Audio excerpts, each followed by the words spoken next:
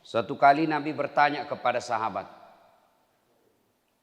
siapa yang tahu umatku di antara kalian hamba Allah yang paling menakjubkan imannya? Jadi makutani Nabi tak, kira-kira makhluk yang paling menakjubkan imannya itu siapa? Sahabat menjawab, para malaikat ya Rasulullah. Nabi menjawab, bukan. Ternyata sama malaikat. Bagaimana mereka tidak beriman kepada Allah? Mereka bisa berdialog langsung dengan Allah. Jadi tidak istimewa itu. Mereka beriman kepada Allah para malaikat karena mereka bisa langsung melihat kepada Allah. Lalu sahabat berkata lagi, kalau begitu para nabi dan rasul yang istimewa imannya. Kata Nabi, tidak. Bagaimana kami tidak beriman kepada Allah? Kami menerima wahyu, bisa berdiskusi dan bicara langsung dengan malaikat. Ya wajar kalau kami beriman. Lalu sahabat lagi berkata, kalau begitu kami ini sahabatmu ya Rasul. Nabi bersabda, bukan juga kamu. Kenapa? Bagaimana kalian tidak beriman kepada aku? Mereka tidak beriman kepada Allah. Kalian ketemu dengan saya. Kalian melihat mukjizat. Kalian bisa berdialog dengan saya. Ya wajar kalau kau beriman kepada Allah dan Rasulnya. Kau melihat saya. Kalau begitu seluruh sahabat berkata, kalau begitu siapa ya Rasulullah? Kira-kira siapa? Saya tanya, bapak-bapak pernah ketemu Allah? Bapak pernah ketemu Allah? Coba jawab, pernah ketemu Allah? Tidak. Pernah ketemu Nabi? Pernah lihat mukjizat? Pernah lihat mukjizat Nabi? Subhanallah, tidak toh? Tapi apa bapak beriman kepada Allah? Beriman kepada Allah dan Rasulnya? Beriman. Luar biasa. Tidak pernah ketemu Allah. Tidak pernah melihat Nabi. Tidak pernah melihat mukjizat. Tapi beriman kepada Allah. Percaya kepada Allah dan Rasulnya.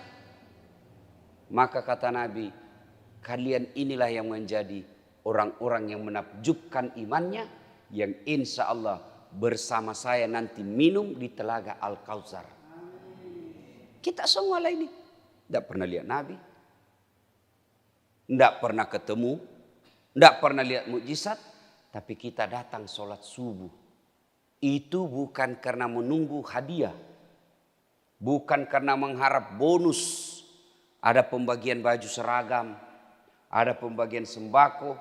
Kalau datang, memang dilihat hadiahnya. Sekarang apa ada yang mengharap beras datang ke sini? Tidak. Apa yang menggerakkan Bapak datang ke sini? Karena percaya kepada Allah dan beriman kepada Rasulullah.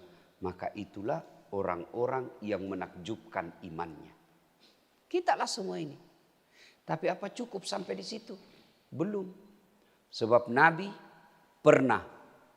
Assalamualaikum warahmatullahi wabarakatuh. Salat maghrib. Assalamualaikum warahmatullahi wabarakatuh. Ada sahabat namanya Sa'labah. Ini Sa'labah. Assalamualaikum warahmatullahi wabarakatuh. Sahabat yang lain bersikir. Allahumma antas salam. Ini Sa'labah. Allahumma lantas jalan. Assalamualaikum. Lupa. Langsung lompat. Sahabat yang lain bersikir, ini langsung lompat, pergi. Karena ada orang begitu Pak. Assalamualaikum, salam. Lihat-lihat pintu, mana ini? Dan yang paling menjengkelkan lagi, dia ambil saf paling depan, baru assalamualaikum, langsung pergi. Karena dia bilang tidak ada doa bersama. Ada kan yang begitu? Itu tidak beradab. Kalau Bapak tidak mau doa bersama, tidak mau bersikir bersama selesai sholat, tolong hargai orang yang mau sikir. Gimana caranya? Di belakanglah kau duduk supaya kau tidak halang-halangi orang yang main. Kamu coba lihat, ada itu yang begitu Pak toh. Assalamualaikum. Langsung lupa. Kau tidak hargai orang tua yang ada di sampingmu. Mu polo-polo. Itu orang-orang tidak beradab itu. Biar hebat ilmumu, kalau kau tidak beradab, tidak ada nilaimu di hadapan Allah. Karena Nabi jelaskan, hairun nas anfa'hum linnas. Paling baik di antara kalian yang paling bagus manfaatnya. Kau rugikan orang, kau injak-injak. Bahkan Nabi ditanya, untuk apa kau datang ke muka bumi ya Rasul? Untuk apa kau diutus ke muka bumi? Kata Nabi, mencerdaskan kehidupan bangsa. Bukan. Memberantas kemiskinan.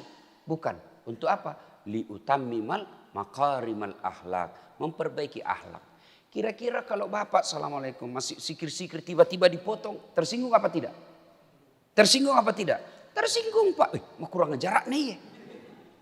Maka kalau bapak ibu tidak mau bersikir setelah sholat. Tidak mau bersikir bersama. Ya sudahlah. Di belakanglah duduk. Di belakanglah ambil sahab. Supaya anda tidak melukai perasaan sesamamu muslim. Nah, ini Sa'labah. Assalamualaikum warahmatullahi wabarakatuh. Lompat. Dilihat sama Nabi. Sa'labah ini tidak tahu bersikir-sikir. Hari kedua juga begitu. Assalamualaikum warahmatullahi wabarakatuh. Labesi. Hari ketiga begitu lagi. Dipanggil sama Nabi. Sa'labah sini kau dulu. Kau ini sombong sekali. Kayak kau tidak membutuhkan Allah dalam hidupmu. Ya selesai kau sholat berdoalah kau dulu. Duduklah kau sebentar. Bersikir-sikir. Memuji Allah. Berdoa. Ini kayaknya kau sombong sekali tidak membutuhkan Allah. Jadi kalau ada orang pak selesai sholat langsung pergi. Ada dua kemungkinan. Satu, dia sombong merasa tidak membutuhkan Allah. Yang kedua mau sekali berak. Berak di jambang. Mudah-mudahan yang cepat pulang tadi itu. Karena mau buang air besar. Atau mau pergi urus perahu. Ya kan? Nah, akhirnya mendengar ini Sa'labah berkata, ya Rasulullah, sebenarnya ini sudah lama saya mau. Tapi baru ini ya sekesempatan lah. Saya ini orang miskin ya Rasul. Satu di sarungku. Ada di sini yang satu sarungnya? Ada di sini satu sarungnya Pak? Tidak mungkin. Ini Sa'labah satu di sarungnya. Ya Rasulullah sik dimilih pakku kesik. Komondro kak masih kiri. Saya tinggal bersikir. Tidak ada nak pakai istriku. Menunggu kesengin istriku di rumah. Bergiliran nak pakai ini sarung. Sementara waktu maghrib cepat habis. Jadi kalau saya lama bersikir habis maghrib. Tidak ada pakai istriku. Kira-kira ada miskin begitu di sini? Ada? Tidak mungkin Pak. Orang Bugis jangankan sarung satu. Istrinya aja kadang dua. Maka Sa'labah lalu berkata kepada Rasulullah. Ya Rasulullah karena sudah terlanjur anda tanya saya ini. Tolonglah doakan saya kasihan. Supaya saya kaya juga. Kata Nabi Sa'labah. Siapa teladanmu? Anda ya Rasulullah. Siapa yang kau contoh dalam hidupmu? Anda ya Rasulullah. Kau lihat saya kaya? Tidak ya Rasul. Ya sudah ngapain kau kaya pulang mau kau? Pulang. Kau pikir-pikirlah. Kau kira enak jadi orang kaya. Kau pikir-pikir dulu. Pulang Sa'labah. Besok ketemu lagi sama Nabi. Ya Rasulullah. Saya sudah pikir-pikir ini. Sudah aku pikir. Memang enak kalau miskin. Tapi lebih enak lagi kalau kaya ya Rasul. Kalau saya kaya ya Rasul. Alhamdulillah. Ada bisa rungkut dua. Istriku bisa bersikir dulu. Kalau saya kaya ya Rasul. Saya bisa beli kambing untuk kurban. Kalau saya kaya ya Rasul. Saya bisa bantu tetanggaku. Enaklah kalau kaya. Kata Nabi, pikir kau dulu deh, pikir kau. Sudah kupikir ya Rasul, memang enak miskin, lebih enak lagi kaya. Kau mampu memikulnya? Siap, insya Allah saya mampu memikulnya. Baiklah kalau begitu. Akhirnya Nabi doakan. Nabi kalau doakan pasti diterima Pak. Ya Allah bukakan pintu rezekinya, murahkan rezekinya. Sudah didoakan, Nabi kasih Alqamah, Alqamah ini, Sa'labah. Nabi kasih Sa'labah. Kambing, seekor kambing betina yang hamil tidak ada suaminya. Kambing Pak, hamil, tidak ada suaminya. Pernah lihat kambing di sini hamil tidak ada suaminya? Pernah? Ya biasa namanya juga kambing. Masa ada kambing akad nikah. Saksi das atlatif. Wih, kambing nikah. Kambing. Tapi biasa namanya kambing, Pak. Tapi sekarang zaman modern, banyak juga cewek mau saingan sama kambing. Hamil tidak ada suaminya. Bembe. Ya? Nah, pulang. Dikasihlah kambing hamil. Subhanallah, dengan izin Allah, dari 1 ekor menjadi beberapa ekor. Dari beberapa ekor menjadi puluhan ekor. Mulailah si busak laba. Yang tadinya belum azan sudah di masjid, ini kamak nih baru datang. Dia bilang Nabi, nakenan ya balak sak laba. Lewat. Dulu waktu belum ada perahunya, belum azan sudah ada di masjid. Sekalinya sudah ada perahunya. Sudah kamak baru datang. Sibuk nih ngurus ilopina. Akhirnya apa? Makin hari dari puluhan ekor menjadi ratusan ekor. Akhirnya apa? Bukan lagi kamak dia datang. Mas sebuk nih. Masbuk Pak. Sudah rakaat terakhir baru datang. Dalam hati Nabi nakan natongannya wala. Karena betul sudah ini musibah sak laba. Lama-lama makin banyak kambingnya. Tidak muncul misak laba. Tidak muncul sama sekali berjamaah. Lalu Nabi bertanya, saudara-saudara sekalian, ada yang lihat sak laba? Tidak ya Rasul, sibuk ngurus kambing. Inna lillahi wa inna ilaihi raji'un. Apa yang saya cemaskan betul terjadi. Kan banyak begitu Pak Tok. Waktu belum punya mobil, biar hujan datang jamaah Pak. Sekalinya sudah punya mobil, tidak pernah melihat masjid. Akhirnya turun ayat perintah tentang zakat. Nabi katakan, kau pergi minta zakatnya sak laba. Piko mintai, suruh bayar zakat kambingnya. Pergilah sahabat. Assalamualaikum warahmatullahi wabarakatuh. Waalaikumsalam warahmatullahi wabarakatuh. Kau, ya sak laba, kami diperintah Rasulullah untuk mendatangimu minta zakatmu. Minta kau keluarkan kambingmu. Apa kata sak laba? Apa? Nabi minta kambing, bayar kau zakatmu. Enakmu. Saya setengah mati urus ini kambing. Siang malam saya urus. Gara-gara ini kambing saya tidak datang ke masjid. Kamu datang minta-minta. Siapa kamu? Lapor sama Nabi. Inna lillahi wa inna ilaihi raji'un. Nah kenatongannya balak sak laba. Datang 2 kali. Tidak bayar zakat. Datang ketiga kalinya penagih zakat. Tidak mau. Akhirnya wafat Rasulullah. Tidak pernah bayar zakat sak laba. Ada yang terlupa. Sebelum wafat Rasulullah turun perintah Quran. Informasi banyak di antara kalian sebelum dia kaya hamba Allah. Tapi setelah kaya menjadi hamba harta. Wetuna rodega gawaram parana. Maraji mas sempajang.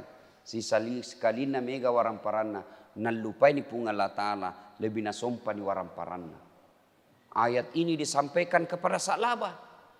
Sa'labah, baru ayat turun. Kamu nak kena ini. Kau je orang Madinah begini. Sa'labah kemudian istighfar. Astagfirullah. Dia ambil hartanya kambingnya. Dia kirim datang kepada Nabi. Ya Rasulullah terima zakatku. Apa kata Nabi Sa'labah? Sudah bawa mi pulang itu kambingmu. 3 kali saya pergi. Utusanku 3 kali itu sahabatku kau suruh tapi kau tidak mau bayar. Sudah kau kasih malu saya. Bawa itu. Andre. Kalau orang Bugis, Andre kau lah buaja. Andre nih, Andre mana nih? Maka kau pulang. Wafat Rasulullah. Sa'labah datang bawa zakatnya kepada Umar. Abu Bakar. Abu Bakar kata, mana saya berani? Nabi tidak terima. Apalagi saya tidak berani saya. Wafat lagi Abu Bakar diganti oleh Umar. Ya Amiral Mukminin, terima zakatku. Kata Umar, Nabi tidak berani terima. Abu Bakar tidak terima. Mana saya berani. Akhirnya gelisah Sa'labah,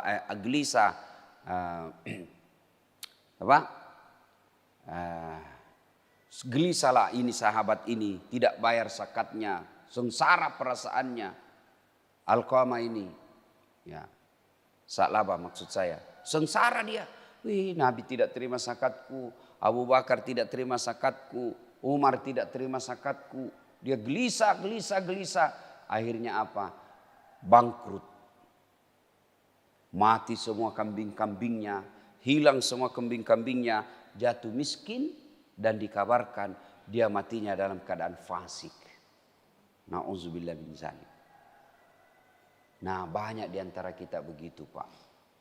Sebelum dia kaya, rajin berjamaah di masjid. Sebelum dia kaya, baik sama tetangganya. Sebelum dia kaya, bagus sopan santunnya. Tapi setelah kaya, tidak pernah lagi datang ke masjid. Jangankan tetangga, saudara kandungnya saja dia sudah tidak baik sama dia. Maka sesungguhnya kekayaan paling enak itu, Pak. Kekayaan paling tinggi bukanlah harta, tapi iman. Harta tidak dibawa mati. Saya bilang sama istriku, enggak usah kau bingung soal harta.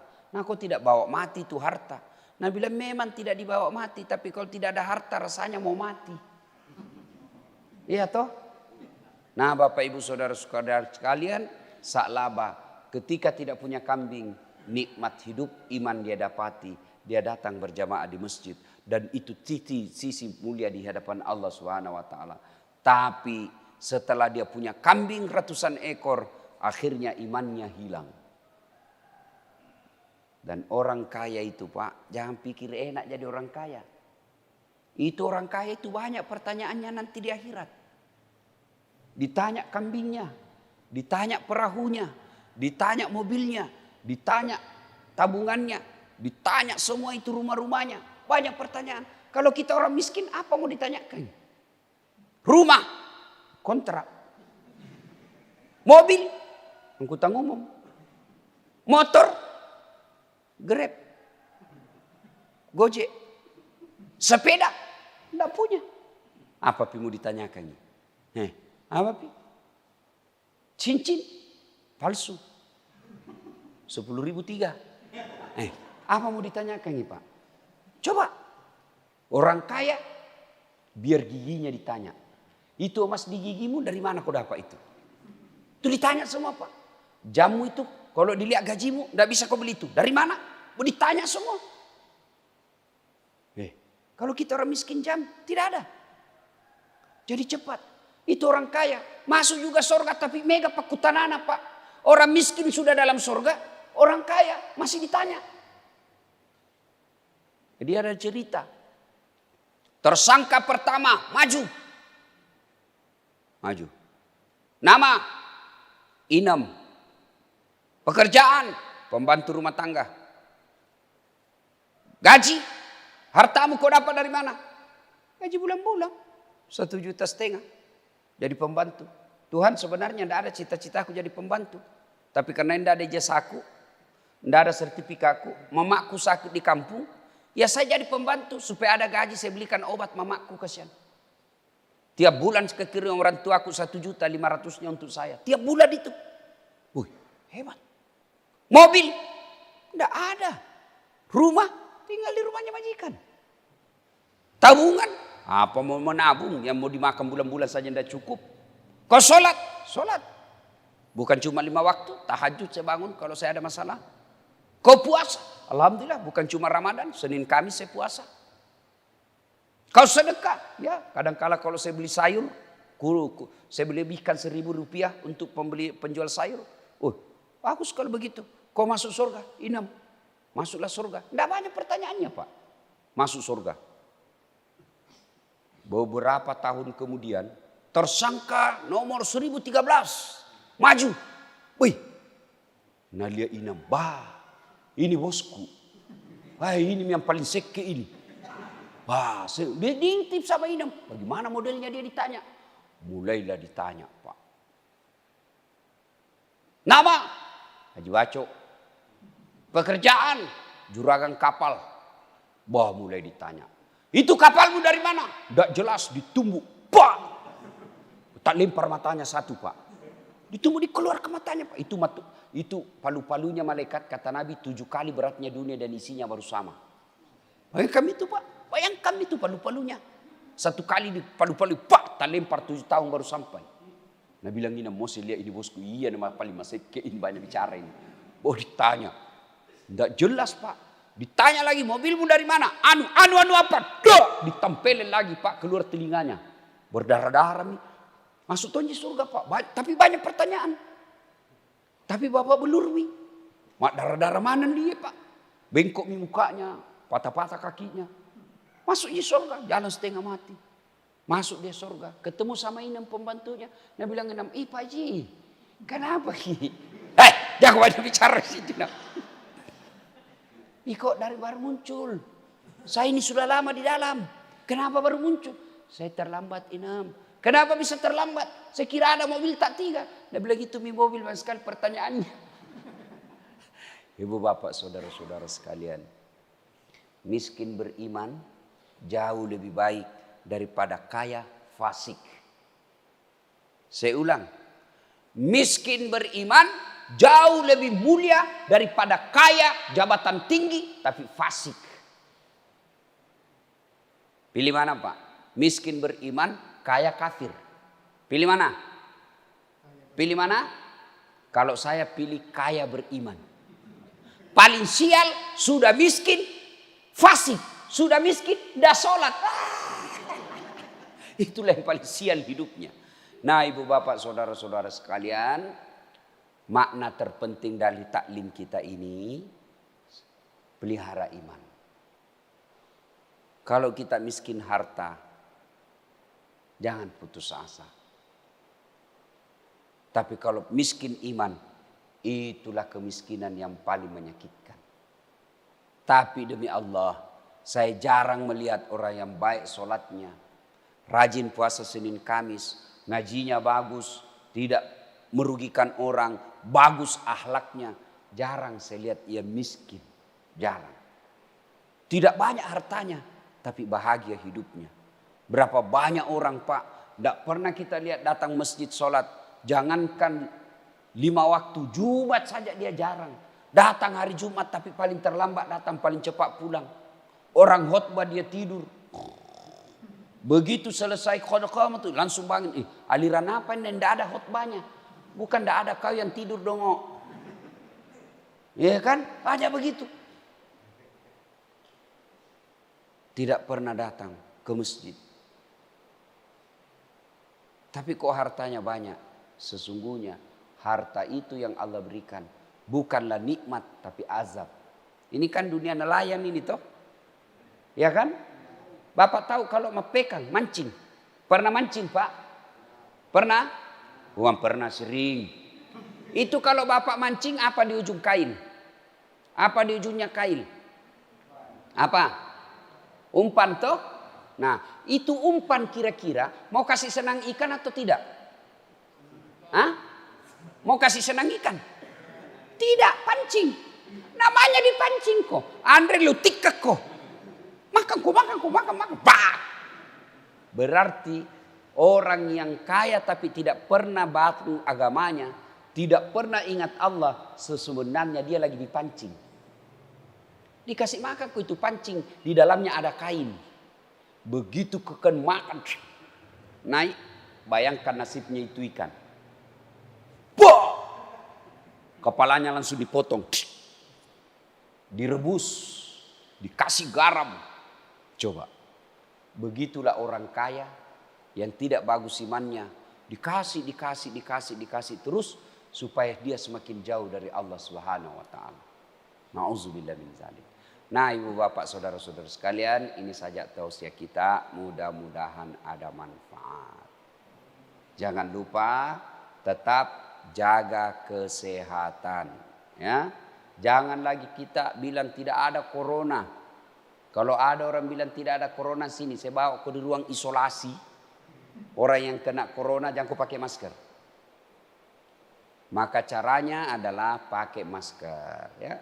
Pakai masker, ini bagus ini masker. Tidak ada ruginya orang pakai begini, tidak ada ruginya Pak. Ya, hidung insya Allah terhindar dari debu. Insya Allah. Kalau terhindar dari debu hidung, dek nak kena ki influenza. Ya. Nah, caranya memelihara kesehatan ini, satu, hidup sehat. Minimal istirahat 8 jam kalau tidur. Jangan begadang. Makan yang bergizi. Ya. Ustaz, mana mau bergizi Ustaz? Nah kita ini tidak punya pembeli daging. Tidak usah makan daging. Makan bergizi itu satu syaratnya halal. Jangan makan yang tidak halal. Ya, jaga perasaan, jangan selalu cemas, jangan suka berkelahi, jangan selalu dendam. Orang yang selalu enak perasaannya, hatinya selalu bahagia, imunnya meningkat. Kalau imunnya baik, maka biar masuk kuman, imun usir itu kuman. Imun itu daya tahan tubuh. Dan umumnya nelayan Pak, daya tahan tubuhnya kuat. Kuat dingin, kuat matahari, terendam air laut itu sumber obat. Ya, insya Allah. Nah, sudah itu jaga jarak, pakai masker, jangan pernah pegang tangan sebelum cuci tangan. Jangan pernah pegang muka sebelum cuci tangan. Insya Allah selebihnya bertawakal kepada Allah Subhanahu wa taala. Ibu Bapak, demikian kita tidak buka sesi tanya jawab sebab saya harus ke bandara jam 7 dan saya harus pulang dulu mandi, prepare, persiapan dan lain-lain sebagainya. Insya Allah lain waktu dan kesempatan. Terima kasih seluruh serukuk mana, saya dengar di sini banyak orang Bugis, ya. Jaga marwah dan harga diri orang Bugis, ajak tama pakai sirik-sirik ko kampung atau we. Ya. Orang Bugis itu insya Allah kalau dia pergi merantau umumnya sukses dan dermawan. Jangkit sekek di, karena tidak ada orang suka itu orang sekek. Bahkan orang sekek sekalipun tidak ada suka juga itu orang sekek. Dia bilangnya kok piru mana mas sekek, padahal dia juga mas sekek. Itu jelek itu sifat sekek ya. Nah, ciri-cirinya orang dermawan itu di satu negeri, kalau masjidnya bagus berarti orang yang ada di kampung itu dermawan. Tapi kalau masjidnya jelek, itu mas sekek mega tuh. Alhamdulillah masjid tak bagus. Tinggal ini kubahnya mau diperbaiki. Ya, nah ini kubahnya. Ini kubah kalau tidak bagus, nah bapak mati orang yang baik rumahnya, nah cari kau nanti Tuhan. Kenapa itu? Nah sapa aku pengalat ta'ala, kau nanti kau biarkan itu kubah masjid, kau tidak beres. Nah kau yang ketawa saya serius ini. Ya, mudah-mudahan ada manfaat. Terima kasih, lebih dan kurangnya mohon dimaafkan. Assalamualaikum warahmatullahi wabarakatuh.